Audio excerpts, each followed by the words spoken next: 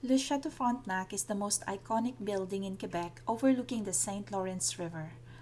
The chateau was the brainchild of William Van Horn, president of the Canadian Pacific Railway, who wanted to build a hotel to draw travelers as a way to promote luxury train travel. Did you know? If you went jogging in the hotel, you'd find a total of 12 kilometers of hallways. There are close to 2,000 windows with spectacular views of the St. Lawrence River, the city, and the interior gardens. The executive chef collects some 650 liters of honey every year from four hives in the chateau's private rooftop garden. The old city we call Vieux Québec is in fact a UNESCO World Heritage Site and one of the most picturesque places in North America.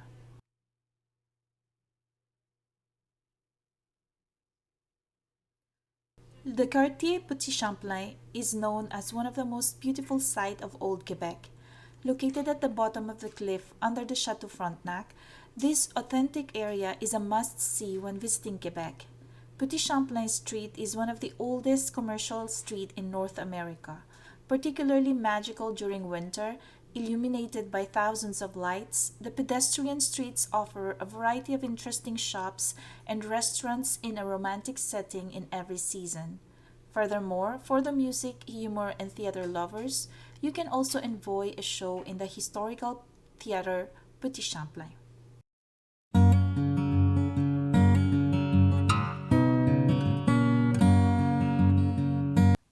Place Royale is the precise location where Samuel de Champlain built the first permanent French settlement in the Americas. Erected in 1608, his first habitation was a fort, store, trading post, and residence all rolled into one. That's why Place Royale is considered the cradle of French North America. The perfectly restored houses that surround Place Royale have become restaurants with patios and stores that sell souvenirs, crafts, and more. During the French regime up until 1686, Place Royale was known as Place du Marché, Market Square, and served primarily as a marketplace. Of course, indigenous peoples had been coming there well before the first Europeans arrived. The oldest traces of indigenous activity on the site indicate that small nomadic groups spent time there hunting, fishing, and gathering. In 1682, a terrible fire consumed all of the buildings first erected by the French, which were made of wood. The authorities then compelled the owners to rebuild their houses in stone with common walls higher than the roofs as a fire barrier, a feature that still exists today. The varied architecture reflects the successive periods of French and British colonization. A few steel and glass structures reflect current 21st century trends.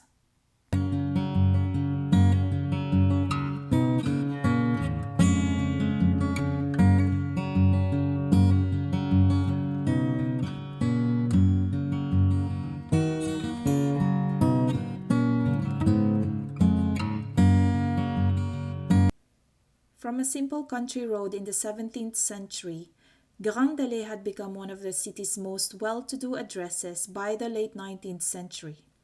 Today, it is a great place to eat, drink, dance, meet new people, and generally have a good time.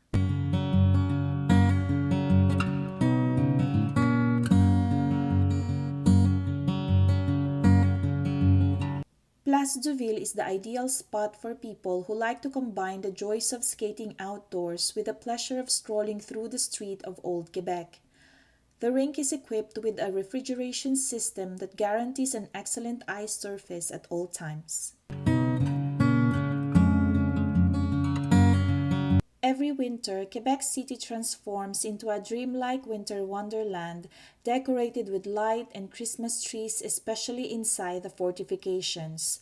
Celebrating the Winter Carnival is only one of the many fun things to do in this beautiful city.